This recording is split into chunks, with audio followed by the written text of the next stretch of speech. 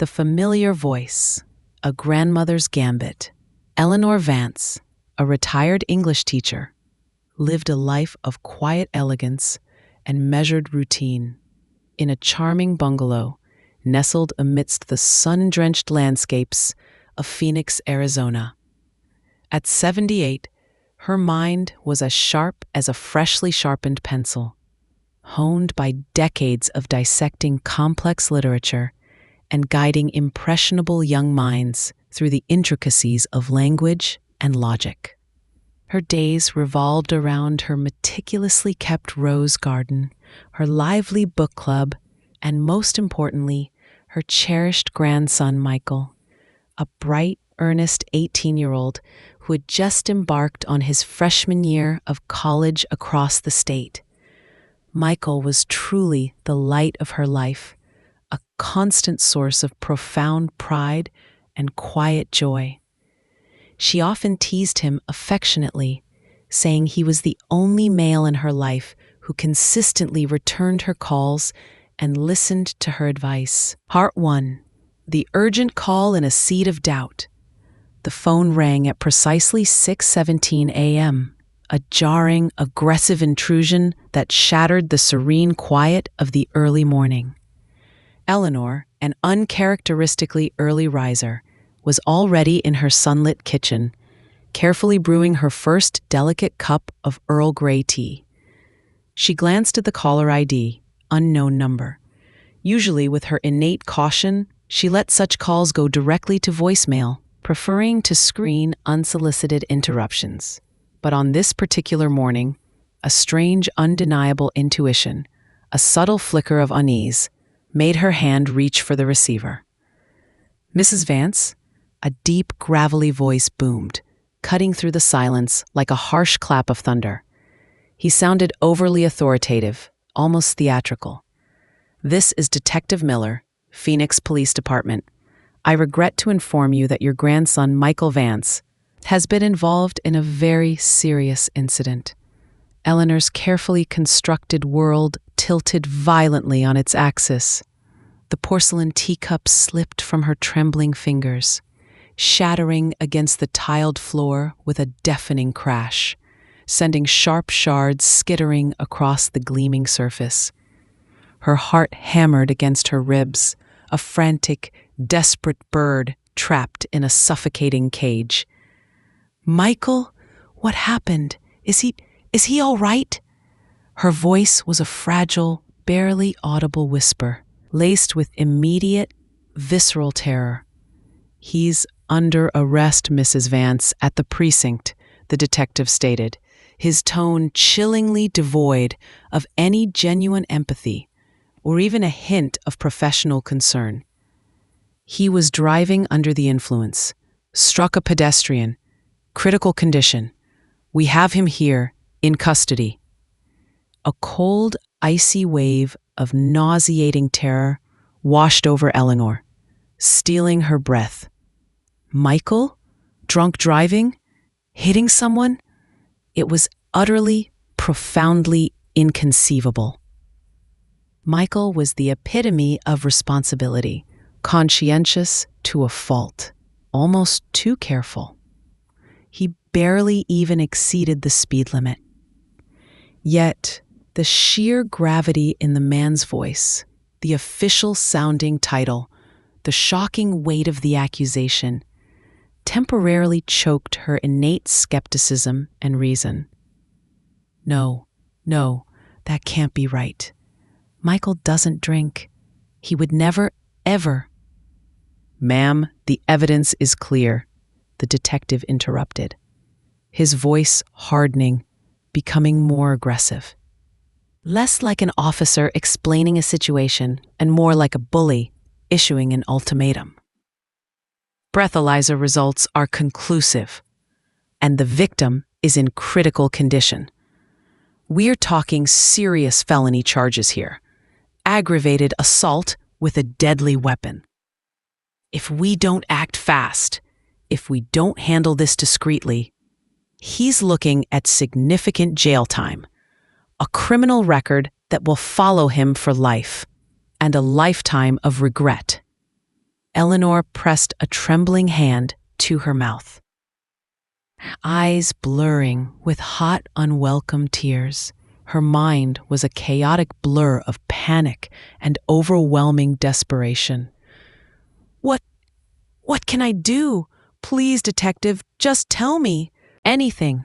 There's a way to handle this unofficially, discreetly, before it goes on the public record and becomes irreversible. The voice continued, dropping to a conspiratorial, almost oily whisper.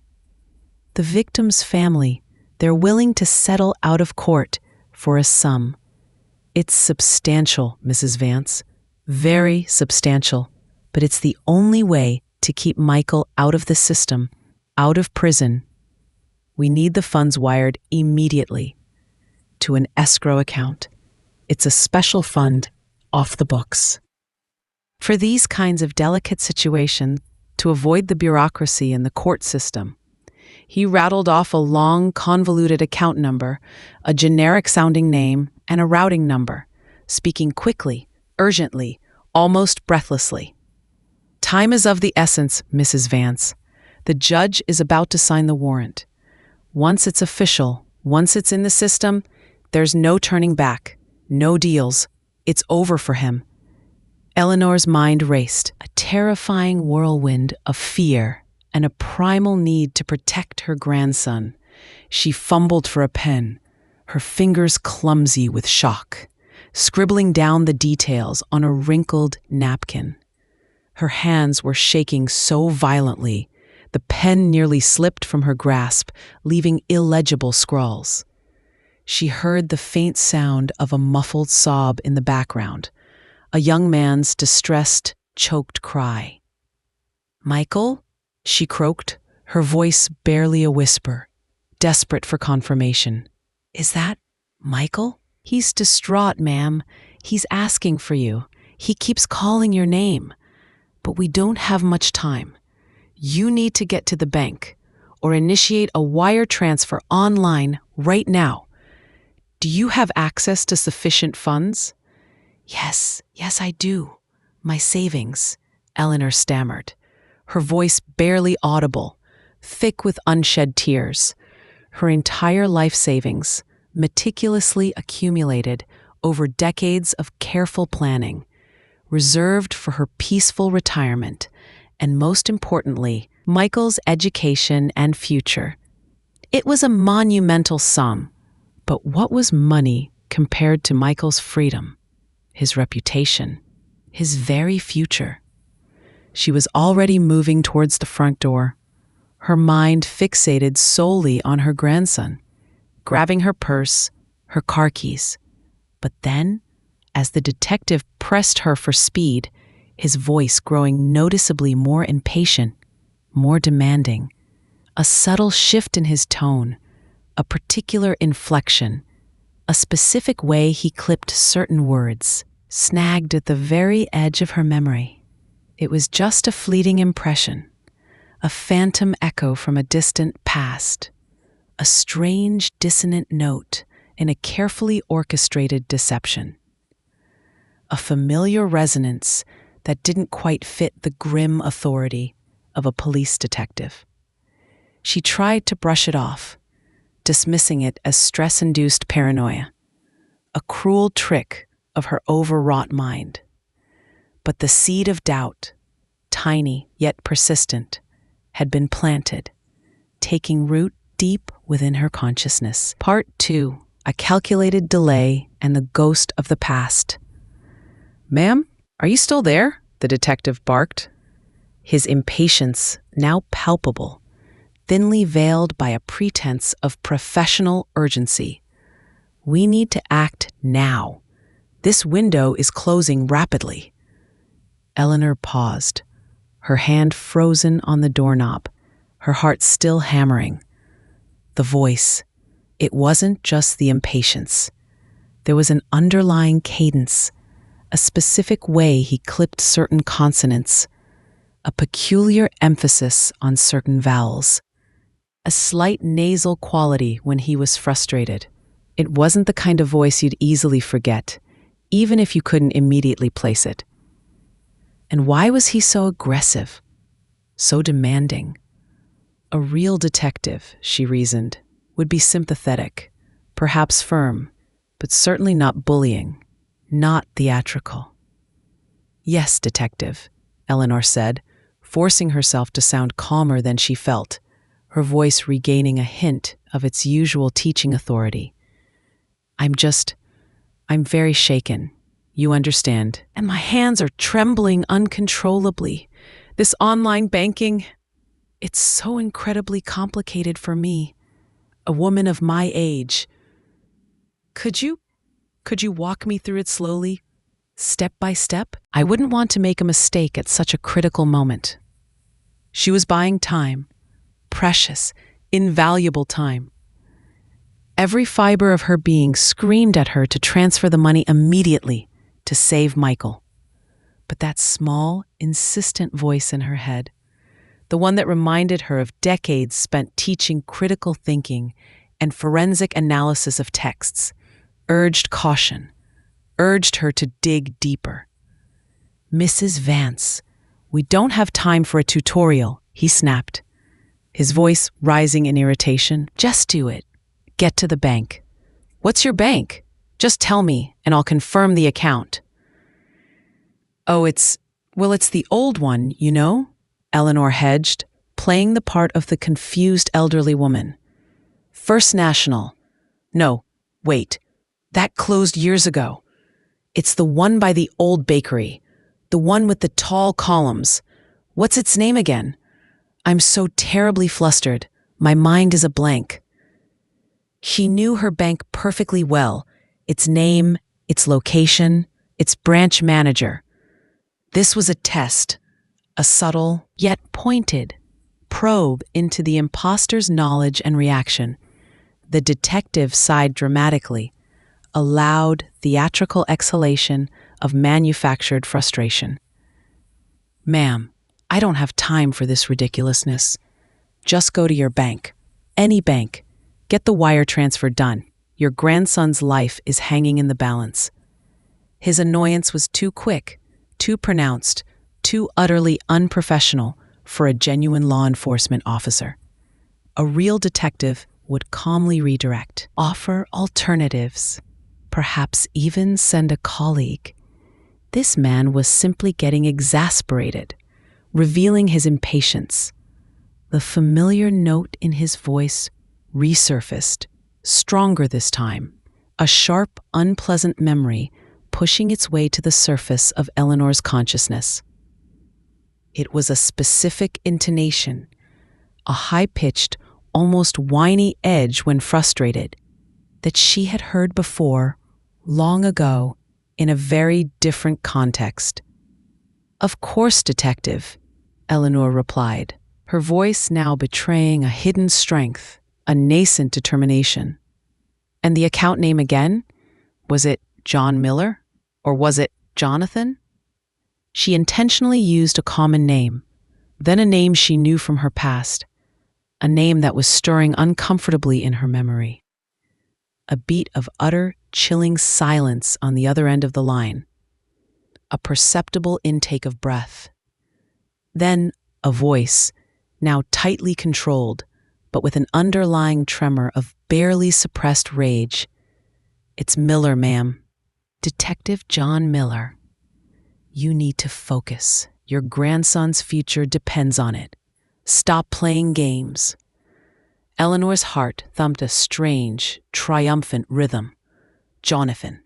The name had come to her, clear as a bell, precise as a finely tuned instrument. Jonathan Spencer. A difficult student from her sophomore English class nearly 30 years ago. A boy, then a young man who was brilliantly intelligent but equally manipulative, with a dangerous streak of malicious cunning that had always unnerved her.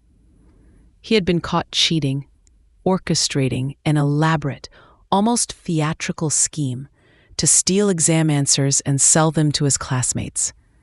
Eleanor had been the one to catch him, the one who had meticulously gathered and presented the irrefutable evidence to the unforgiving school board. He had been expelled, and he had sworn revenge.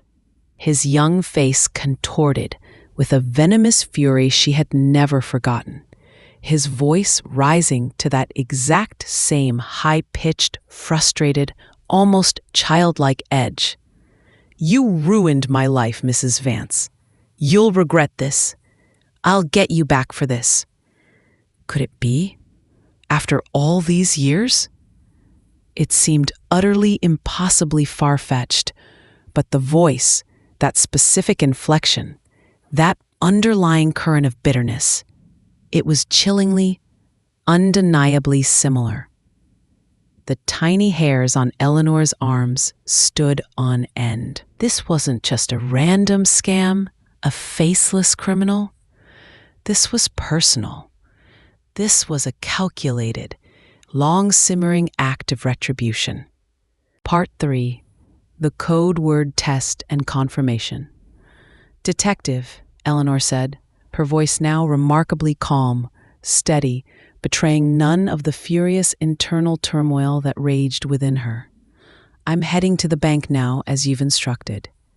But, Michael, can I just hear his voice? Just for a second. I need to tell him I love him. The bank, you see, they're very particular. They require a verbal confirmation from the party being bailed out for security reasons. For such a large transfer, they need to know I've spoken to him directly." She knew this was a dangerous gamble, a high-stakes bluff, but it was crucial. It was her last, best chance. There was a moment of agonizing hesitation on the other end, a low murmur of muffled voices. "He's in a sensitive situation, ma'am. He's very upset. We don't usually allow direct contact." "Please," Eleanor pleaded, pouring every ounce of her acting ability into her voice, allowing it to crack just enough to sound genuinely distressed. "Just a word. It's for my peace of mind. And for the bank, Detective. They're very particular about these large transfers, about preventing fraud. They need to hear his voice." She could almost hear the imposter weighing his options, risking exposure versus losing the large sum of money. The greed, she gambled, would win. "Fine," the detective grumbled, clearly annoyed, but perhaps believing her fabricated bank rules, or perhaps simply underestimating her. "Just a second. Keep it brief. He's not in a state to talk much." Eleanor heard a muffled rustling, the sound of a hand possibly being moved over the phone's microphone, a shift in its position. Then a young man's voice, rough and tearful, filtered through the line. "Grandma, is that you? Please help me. I'm so scared." It sounded uncannily like Michael. Almost. But Eleanor, a woman who had spent decades teaching Shakespeare, analyzing every nuance of speech, every subtle inflection, every subtextual meaning, detected a slight artificiality, a forced tremor. The volume was off, a little too loud, as if the speaker were too close to the microphone, or using a voice changer slightly imperfectly. It lacked Michael's natural cadence, his slight laugh before he spoke, the distinct way he ended certain sentences. "Oh, Michael, my darling," Eleanor cried, pouring every ounce of her love and relief into her voice, making it sound utterly convincing. "Are you all right? I'm coming to help you, sweetie. Listen, though, I need to ask you something incredibly important. Our code word for emergencies, you know?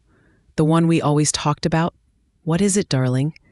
What did we have for dinner last Tuesday when you came to visit me at the bungalow?" Silence.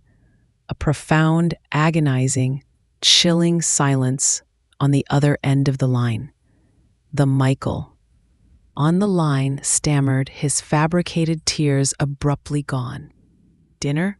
Grandma, I can't remember. I'm so scared. Just get the money. Please, hurry." His voice was now tinged with a new, almost frantic desperation. Eleanor's heart sank with a profound sense of disappointment, yet a surge of cold, righteous fury simultaneously replaced her fear. The code word was starfall, a silly, cherished inside joke from a stargazing trip they'd taken years ago, a secret only they shared. And last Tuesday, Michael hadn't visited her at all. He was still at college, hundreds of miles away, absorbed in his studies. The voice was a clever imitation, but the mind behind it was not Michael's. It was a calculating, cold deception. "I see," Eleanor said, her voice dropping, a steely, dangerous edge entering her tone, a tone she had used only rarely in the classroom, when a student had pushed her too far. "Well, that's very interesting, Jonathan.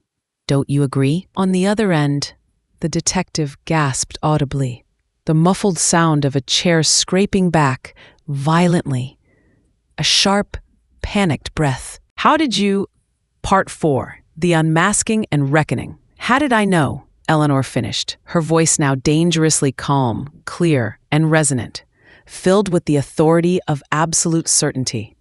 "Because you always had that distinctive little catch in your voice when you were frustrated, Jonathan. And that same arrogant self-assurance, that condescending tone. You never did learn to hide your tells, did you? Even with all your fancy voice-altering technology. You couldn't mask your true self. I taught you better than that, young man. I taught you to pay attention to details." A low, guttural growl emerged from the phone, stripped of all pretense, thick with venomous rage. "Mrs. Vance, you arrogant old hag, you ruined my life. You threw me out. I swore I'd make you pay. And now you've just made things worse for your precious grandson. You hear me?" The facade completely crumbled, revealing the raw, unadulterated fury of Jonathan Spencer, the bitter, vengeful ex-student. "No, Jonathan," Eleanor replied, her voice unwavering, a rock in the storm of his anger. "You ruined your own life with your dishonesty. My actions were simply the consequence of your choices, and you've just made things infinitely worse for yourself. As for Michael, he's perfectly safe. He's at college, likely fast asleep or studying for his exams. And you, my dear, are about to meet some real detectives, much less accommodating ones than you've been pretending to be." While Eleanor had been playing her dangerous, high-stakes game of cat and mouse, a small yet crucial action had unfolded simultaneously, a testament to her foresight and preparedness. As soon as Michael's imposter had stumbled and failed the code word test, Eleanor, with her free hand, had quietly, almost imperceptibly, dialed her next-door neighbor, Agnes. Agnes, a spry and fiercely loyal woman of 82 who was always up at dawn, had been previously briefed by Eleanor about the escalating phone scams targeting seniors. Agnes, alerted to the extreme urgency by Eleanor's prearranged signal, 3 rapid taps on the wall, had immediately called the Phoenix Police Department, explaining the situation and providing Eleanor's address and the nature of the ongoing scam. Eleanor had always been prepared for contingencies, a habit from her teaching days. Minutes later, just as Jonathan was spiraling into his furious, self-incriminating confession, a discreet yet firm knock sounded at Eleanor's front door. She kept her eyes on the phone, a small, triumphant, almost grim smile playing on her lips. "I believe that's them, Jonathan. You're about to face the music."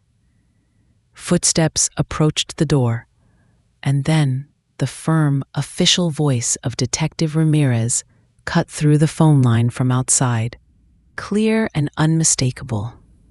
"Phoenix Police Department. Mrs. Vance, are you all right? We received a call."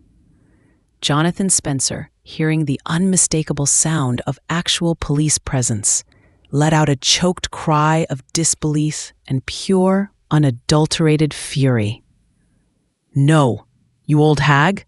You tricked me! You set me up!" He slammed down the phone with a sickening thud, the line going dead. Eleanor slowly lowered her receiver, a profound, almost dizzying sense of relief washing over her, leaving her trembling slightly. She walked to the front door, pushing it open with a steady hand. Detective Ramirez, a stern-faced but kind-eyed man in his early 40s, stood there, along with a uniformed officer. "Mrs. Vance, we received a call about a possible scam in progress," Ramirez stated, his eyes sweeping over her, assessing her condition, noting the shattered teacup on the floor. "Yes, Detective," Eleanor said, her voice clear and surprisingly strong. "And you're just in time. I believe your suspect is currently on the run, or perhaps still on the phone with his co-conspirators. He's a former student of mine, Jonathan Spencer. And he's quite good at impersonations, I must say, but not quite good enough." She then recounted the entire harrowing conversation, detailing the detective's tactics, her growing suspicions, the specific voice inflections, and finally, the decisive code word test and the full, furious unmasking. Detective Ramirez listened intently, his expression shifting from initial concern to growing awe and professional admiration. "Mrs. Vance, that was incredibly quick thinking. Most people, in that terrifying situation, would have panicked and transferred the money without a second thought. You not only kept your cool, but managed to identify the scammer and get us the crucial information we needed. Remarkable." Hours later, after the police had left, taking her detailed statement, and Eleanor had called a bewildered but incredibly relieved Michael, she finally sat back in her favorite armchair, a fresh, steaming cup of tea in hand. Michael had been shocked, then angry at the deception, then filled with overwhelming admiration for his grandmother's unexpected heroism. "Grandma, you're absolutely amazing. You really played him. How did you even think of that code word thing? And the detective voice. You could tell." Eleanor simply smiled, a tired but triumphant curve of her lips. "Decades of teaching, darling. You learn to recognize patterns, inconsistencies, and above all, how to get people to reveal themselves." Jonathan always had a flair for the dramatic, even then, and a very distinct way of expressing his frustration. And I taught him well enough to know his tells, even if he didn't realize it himself. The subsequent police investigation would quickly confirm that Jonathan Spencer was indeed a key player in a sophisticated phone scam operation, using advanced voice cloning technology and stolen personal data to target vulnerable individuals, especially seniors. But this particular operation had been more than just a routine scam. It had been a deeply personal vendetta, meticulously planned and executed to inflict maximum emotional and financial damage on Eleanor Vance, the teacher he believed had unjustly ruined his life. He was apprehended a few days later, trying to cross the state line into Nevada, caught thanks to Eleanor's precise description and the phone records. Eleanor never regretted her decision to expel Jonathan Spencer all those years ago. Her actions, made with integrity and an unwavering commitment to fairness and academic honesty, had unexpectedly returned to her in the most dangerous way possible. But they had also equipped her with the foresight, the strength, and the sharp mind necessary to protect her beloved grandson. She had faced her past, confronted a painful, vengeful echo, and emerged not just safe, but victorious. Her remarkable story quickly became a cherished family legend, a testament to her unwavering spirit, her sharp intellect, and her boundless love, proving that even in the twilight of life, courage and wisdom could shine brightest when needed most.